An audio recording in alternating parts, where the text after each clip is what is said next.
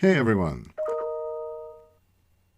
Today's lecture is going to be on delivery. Think about the word delivery. What comes to mind when you think about word delivery? Chances are maybe it's food, Chinese or pizza, Italian, or perhaps it's Amazon that comes to mind when you think about delivery, or mail of some kind. But in any of those instances, we don't want the most memorable part of the experience to be the delivery person, how we got that product. That shouldn't be the most memorable part, right? And similarly in a speech.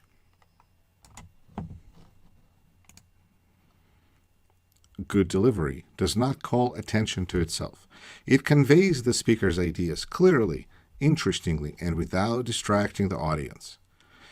Most audiences prefer delivery that combines a certain degree of formality with the best attributes of good conversation: directness, spontaneity, animation, vocal and facial expressiveness, and a lively sense of communication. Wow, that sounds exciting.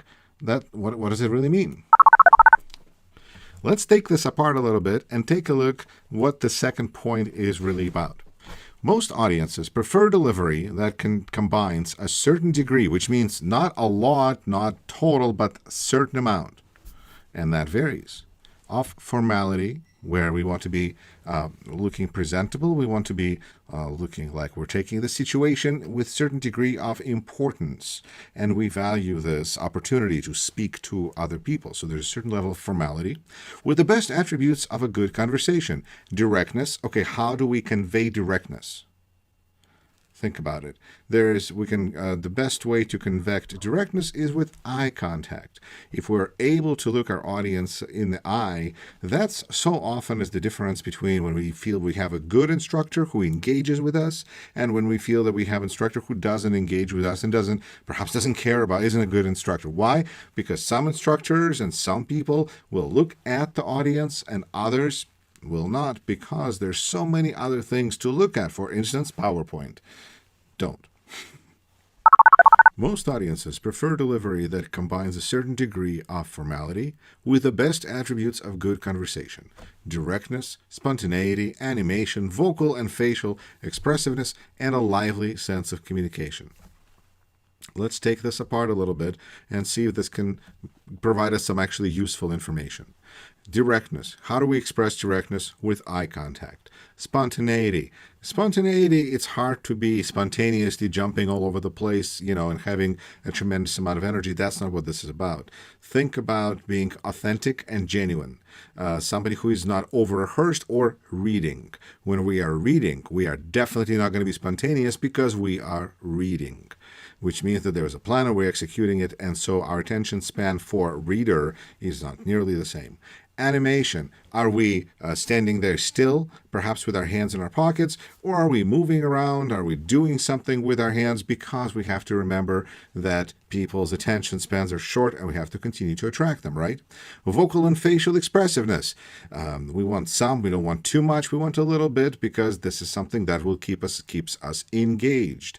We want something that is maybe interesting and something that is honest, authentic, something that is not hidden, something that is not reserved, but somebody who is expressing their feelings to a certain extent, and a lively sense of communication, somebody who seems to have kind of a fun enjoyment of this whole process. Is it possible?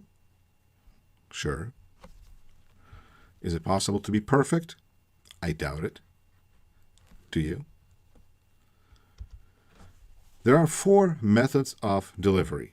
One is reading from a manuscript. That is something that I consider to be really probably the worst thing you can do in public speaking, because if we are engaged in reading, that means we are no longer we don't have eye contact anymore, we don't have hand gestures anymore, and chances are our voice is going to sound monotone because we're going to get into this reading cadence when we are just reading words that are written on a piece of paper. It's not going to be engaging. It's hard to be engaging. And that's extra challenge that I do not want you to worry about here. We are going to talk about it briefly, but in your speeches in this class, that is not the method that I want you to take. Reciting from memory. Oh my gosh, this would be wonderful, but let's get real. You're not going to have time to do that if you want to work on this. This is a great skill because you can memorize things. It's good for your mental health to practice your brain and memorize things. That's great. I highly recommend theater. Community theater, not maybe right now because of COVID, but sooner, hopefully, there will be theater opportunities. And I think that's a great way to learn some great expressions by famous people or good writers and try to incorporate that into your presentation. If you can recite poetry from memory, that's very impressive. So consider that as a possibility. Maybe learning a poem doesn't have to be super long, 8, 12 lines, because people have things to do. But if you want to impress them, go ahead. For this class, no, this is not what I'm looking for. Speaking impromptu. No, kind of an overkill, because that means that you really have no idea what you're going to be speaking about. I'm going to say, hey, how about them Packers? And maybe you'll speak about the team. Maybe you'll speak about the callers. Maybe you'll speak about the players. Maybe you'll speak about the history. I don't know. Or maybe you'll say, you know what? I'm a Bears fan. And there you go. Speaking extemporaneously is indeed the winning answer here, and that's what I'm going to be looking for you to do. And that means having a plan, but not having every word written down. You're going to have outlines. You're going to have templates for those outlines. You're going to follow those templates. It's going to make this process much easier for you. You're not going to have to worry about the structure and how to structure it. You're just going to have to think about what you want to put on those bones, what meat you want to put on that. But then every time you do this presentation, it's going to be a little bit different. That's part of the reason to practice it, because time can vary widely. So do this presentation a couple of times and you will have a better idea for how long your presentation is. But speaking extemporaneously, that's your fourth method of delivery. For a long time, I was confused because I'm not just a musician, but I consider myself more of an instrumentalist, which means versus a vocalist. And I was confused why there were so many Christmas albums out there available for sale when you know that there's been already many different versions, but those songs have all been recorded already. Why do we need more? So it was confusing me. What I came to understand is that people really value and enjoy different voices. Every voice is unique, and every famous singer, therefore, considers it almost their duty, obligation, opportunity to record a Christmas album, where fans of this singer's voice are going to pay money to hear songs they know already and love, because it's going to be a voice that's singing those songs. Okay? Fantastic. So what does that mean for us? That means that every one of you has an instrument that is located inside your body, and it has certain features. Some of you may be Mariah Carey, and some of you may be Bob Dylan. Bob Dylan, incidentally, recorded a song, also a Christmas album. I don't know if you know Bob Dylan. He was a famous singer, songwriter, poet from 1950s and 60s on, really 1960s. Some of you. So that means that every one of us has a voice and an instrument that we can use to the best of our ability. Now, some of us may be Mariah Carey's, and others may be Bob Dylan's. Now, Bob Dylan is probably not a voice that you readily recognize, but I will try to describe him using words of music critic who reviewed an album of Christmas songs recorded by Bob Dylan, where reviewers said that when Bob Dylan sings "I'll Be Home for Christmas," it's not clear if this is a promise or a threat. And yet, Bob Dylan recorded a Christmas album, and people paid money for it because of the unique quality of his voice that people love. What about your voice? Let's take a look at this instrument that you have from several different perspectives. First of all, every voice has a natural pitch. Is it a high pitch or is it a low pitch? I will tell you that if you are engaged in the art of public speaking, the lower your voice, generally, the better. There's always exceptions, but there are we prefer to listen to low voices versus high-pitched voices. High-pitched voices we determine to be hysterical, which is not necessarily true. Again, these are all just physical characteristics of a person. But we don't like high-pitched, we prefer low-pitched. So if you're a female or a male with a low-pitched voice, and perhaps if you're a female, you've been told, you sound like a boy, and you're like, oh boy, what am I going to do with my life? I don't know, because you are really like blessed, or you scored in the art of public speaking, because bam, now you have a leg up right there in the art of communication and persuasion, because simply you have a lower voice. If you don't have a lower voice, don't despair. You can work on trying to find where the comfort zone for your voice is. A communication specialist, I know, recommends finding your area, the best pitch for your voice by, if somebody tells you something, let's say, and you say, and it's a pretty smart thought, like a profound statement, and you say, right? Say it with me. That's your comfort zone. That's where you want to be, is that So you want to speak, if you can maintain that range, that is your best, our best range, according to this communication specialist. So that's pitch. Rate. Are you a fast talker? Are you a slow talker?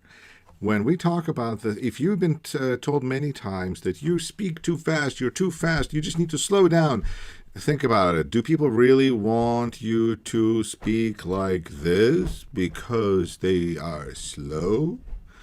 No, it's because while we do things slower than you can talk, we still, it's not a matter of how fast you are throwing out the words. It's about having pauses. Pauses are extremely important because they highlight important things. They add meaning. They substitute for yelling. So they're great for emphasis.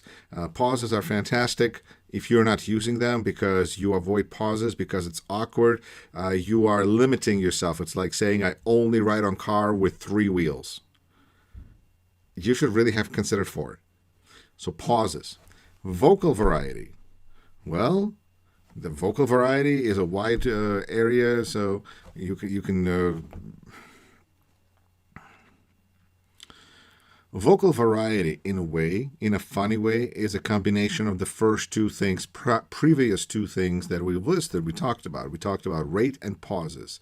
How we play with rate and pauses creates vocal variety. So if you're a person who's been told that you're so monotone, you're so boring, like your voice just sounds monotone, consider inserting pauses. And also, when you're speaking, being a little bit louder. Pronunciation, you want to be clear with your pronunciation, of course. But let's get down to business and what will help you in this class. Pronunciation. If you are looking to pronounce a specific term that is relevant to your speech, maybe it's a chemical term, maybe it's medication, maybe it's a medical condition, whatever it may be, you want to make sure to pronounce it correctly, because if you do not pronounce it correctly, it will affect your credibility. People are going to feel that you are less credible, that you are less knowledgeable on this topic, so it's important to pronounce specific terms accurately. On the other hand, if you're going to be pronouncing somebody's name, and unless it's like Albert Einstein and you say, Albert Einstein, and we're like, that's not right. For the most part, 99% of names that you will share with us, as far as names of scientists, for studies, for your sources, anything like that, unless that person's mother is there, no one's going to stop you or hold it against you. So don't worry about it. Just don't get stuck on it. Pronounce it the best way you can and move on and continue with your presentation. Articulation, you want to be articulate. One way to be a little more articulate, actually, is to speak a little bit louder. One of the things that they suggest for press secretaries or people who will be dealing with media who need to communicate a corporate message is to speak 10% louder. That 10% feeling just means that we're a little bit louder and we have just a little bit more articulation in our voice. We're not yelling at anybody. We're just being a little more articulate. And finally, dialect. That is something that I think is important to understand. For me, in my personal experience, I was concerned that coming to the United States, I will be limited by kind of a glass ceiling because forever, pretty much at best, I was planning on having an accent. I mean, I came here, I didn't speak English. Why would I expect to speak English without an accent, right? And I was concerned that that's going to create certain limitations for me. And it turned out that actually we like voices that sound a little different. As long as we can understand what people are saying, we find that novelty, there's something unique about the voice. It's actually okay to have an accent, especially in English. We're very forgiving that way.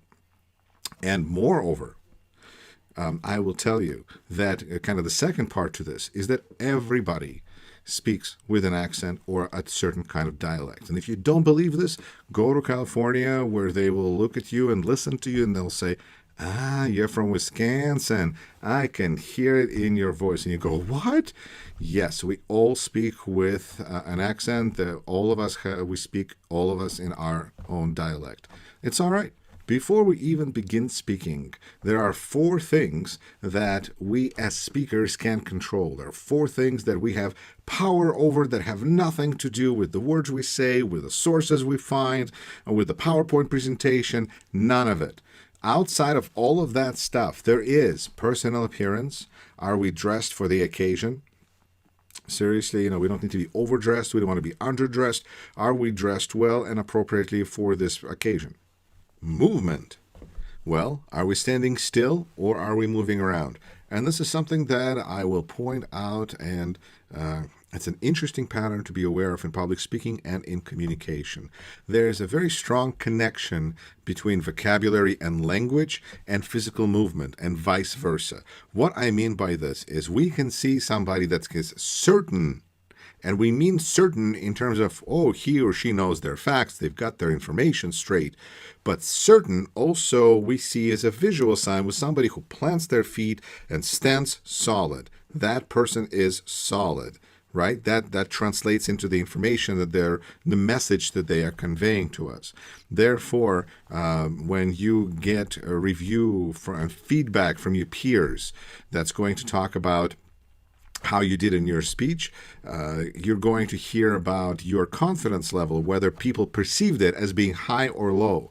And either way, it usually has something to do with your body language and your movement. Are you planting your feet or are you moving around? Sometimes some people who are athletes and get scholarships to schools for being great athletes, part of what makes maybe you or them good athletes is because they don't stand still. They're always ready to go and take off and run that race.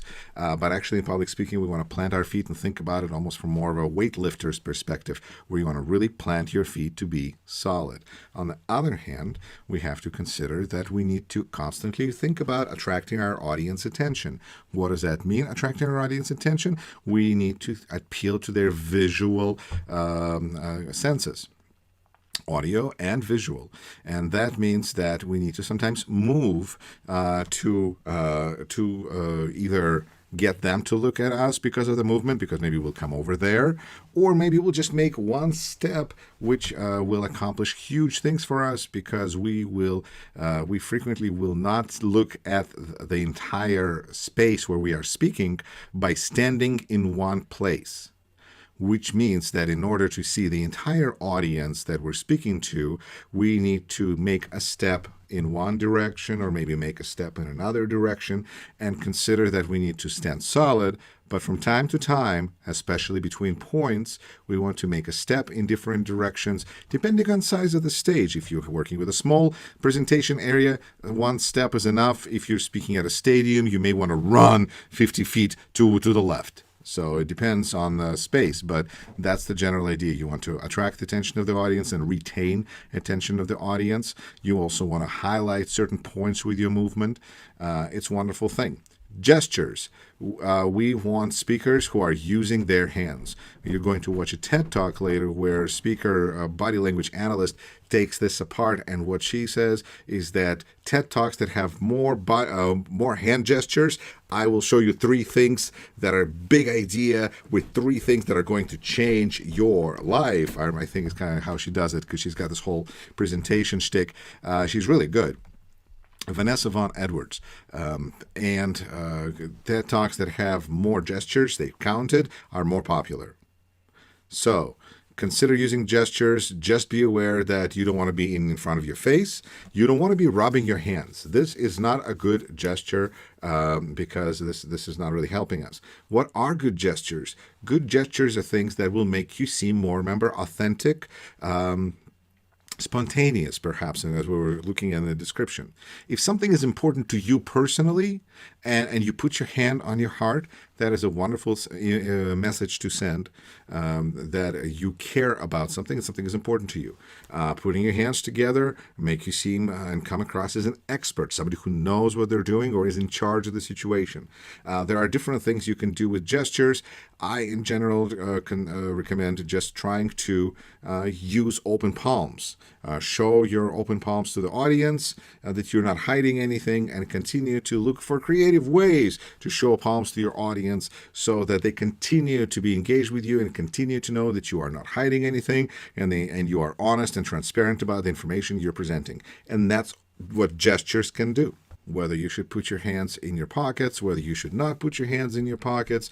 In general, any time when we are hiding our hands behind our back, you see, or if they're in our pockets, or if they're even underneath the screen, gestures are also incredibly important because when what studies have shown is that we pay attention to people's hands almost first. I believe that's actually the first thing that we look at is someone's hands. The interesting thing about the study is that we ourselves don't notice that. It is so primal in us that we don't pay attention, that the first thing we're actually looking at is, are people hiding their hands? What are they doing with their hands? It's very important to us. So gestures carry meaning. Also, if you want to work on polishing your gestures and giving it more purposefulness, put one hand in your pocket. And just try communicating with people using one hand. And that is going to help also define some of the technique and precision with which you are speaking. One more gesture that may help you if you're wanting some variety in your vocal is to help physical with a gesture. Doing a little bit of a chopping motion highlights that we care about something. This is the done deal, right? We're going to go to Disney World. But it also adds emphasis to my voice. So consider that as another tip. And eye contact, we discussed this before. We'll talk about it again in individual evaluations when you are done with your speeches. For instance, you're going to say, most of you really are going to say, wow, some people said that I had good eye contact and other people said that I had bad eye contact. What is going on? Are they crazy? No, it's because you were looking at a part of the room, and that's the part of the room that said, oh, great eye contact. But there was part of the room that you were not looking at, and that's the part of the room that said, not good eye contact. So if you get mixed, just think about where you were looking, which part of the room perhaps you were not looking at. It's usually the edges. Think about making a step in each direction, and then you can keep that eye contact. We need that eye contact for that direct communication that we've discussed again in the beginning, and to continue to engage our audience so we don't lose them, and it makes the audience think that we care, that they're there. We're looking them straight in the eye. Again, a language expression. Look me in the eye and tell me this, right? Eye contact is very important, and words matter. The TED Talk that you should watch that is in your discussion right now, and it's available, guys, for you to watch. It's Dr. Amy Cuddy speaking about how body language can change the way you feel, how it defines, helps us, to define who we are and outcomes that we receive simply by body language and position of our hands. So let's take a look at this a little bit. First of all, I hope that you watch the TED Talk. There's a lot of great information that's been viewed, I believe, tens of millions of times. It's not Gangnam Style or Despacito, but it is, when it comes to public speaking, it is as Despacito as they come. So body language, Dr. Amy Cuddy, in fact, her work was questioned. And recently it was just reaffirmed again, and it's really cool stuff because it is basic and it's important to understand how things work and how our body works and how people around us operate as well. And I'm really glad that I get to share this with you because it's going to be helpful to you and to all of us, right? If you're occupying more room and more space, you're going to feel stronger, you're going to feel more confident, and you're going to have better, you actually are more likely to gamble. So before an interview, you should stand in a power pose. It's a Wonder Woman position pose, or just kind of spread out instead of doing this low power pose when we stand like this and we cross our arms and we're just kind of, and obviously you may have made this quick observation. More frequently, it is males that will kind of spread out and sit in a room, and females may be a little more reserved. But actually, that reserved lowers our. It's not something we want to do. So we want to find a way to make ourselves bigger. This is what animals and winners of all races do. So watch the TED Talk. So if you're a male that is altitudinally challenged, then definitely you want to embrace power pose. I think everyone should embrace power pose. Whenever I find myself in a situation where I'm not sure how I should be behaving, I will put my hands on my hips, because it actually, if you get comfortable with it, it's a very strong look and of authority that you want to embrace. So take a look at some of these poses and make them your own. A few more things to consider.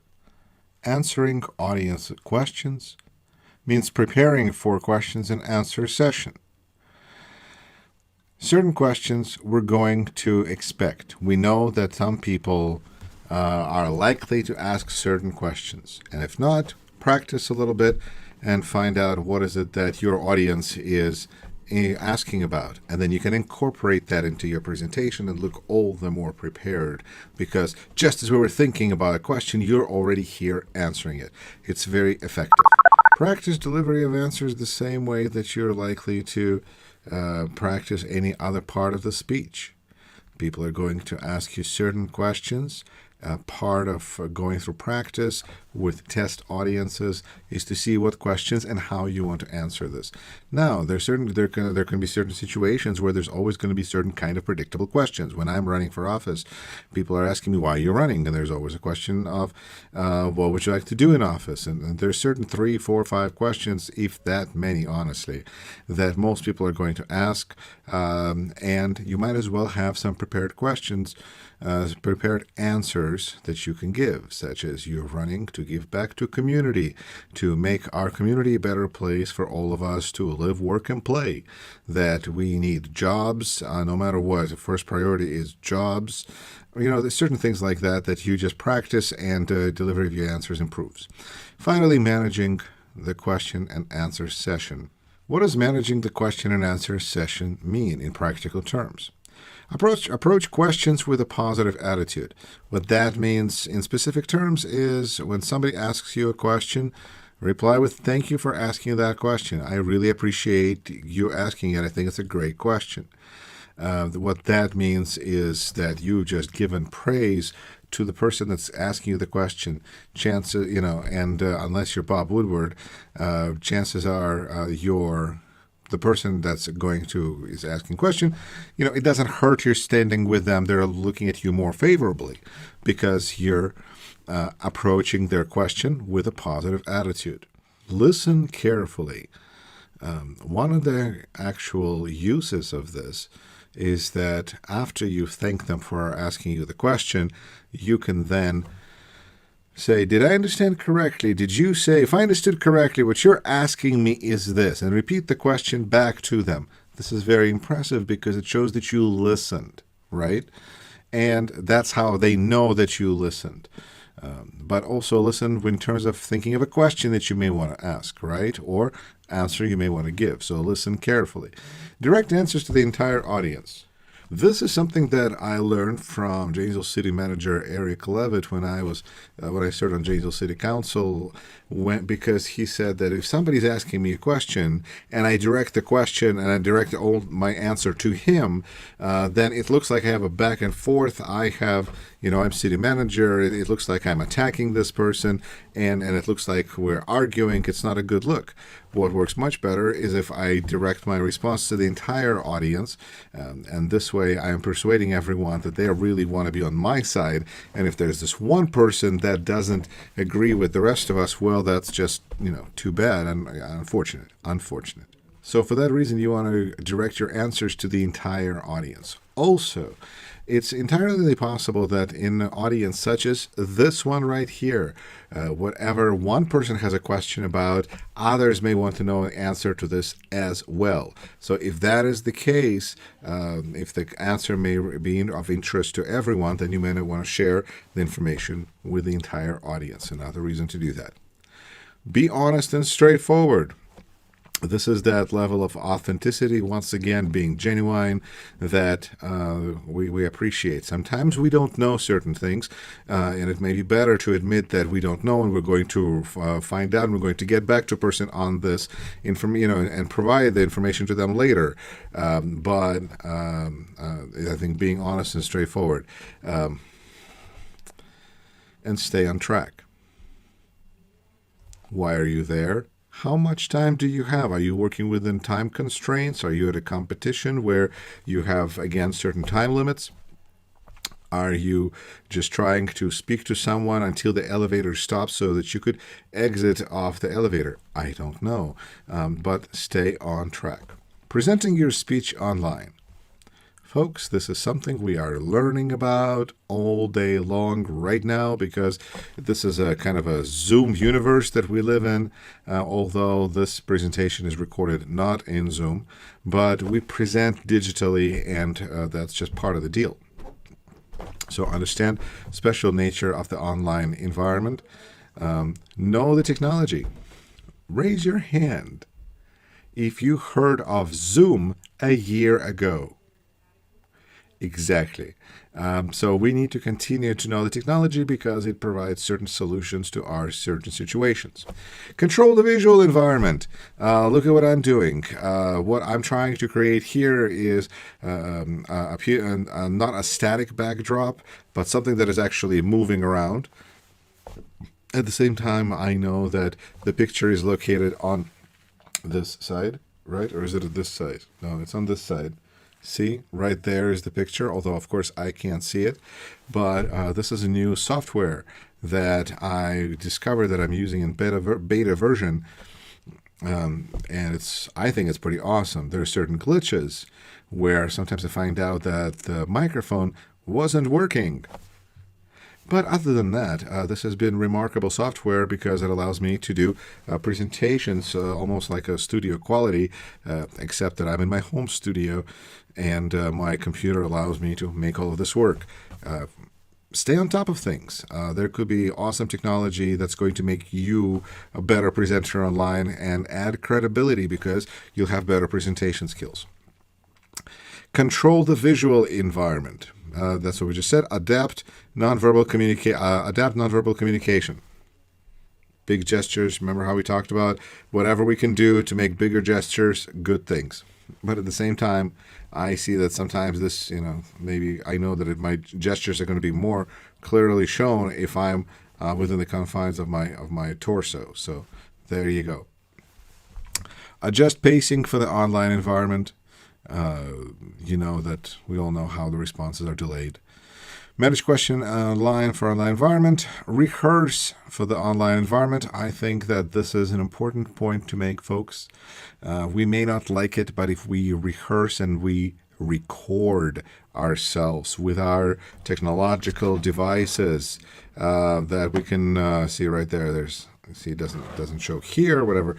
Anyway, then we can be better at what we do because we're going to practice and we're going to get feedback. Nobody is as critical of us as we are because nobody loves us as much as we love ourselves. And so if you really want to get some honest feedback or critical feedback, I guess, maybe to be honest, record yourself and watch yourself, or if you dare, watch yourself with friends and have friends give you some feedback, or even just sit there and watch and see their reaction. Rehearse for the online environment. And have a backup plan always if something happens. This is why Zoom has phone line that you can use as well.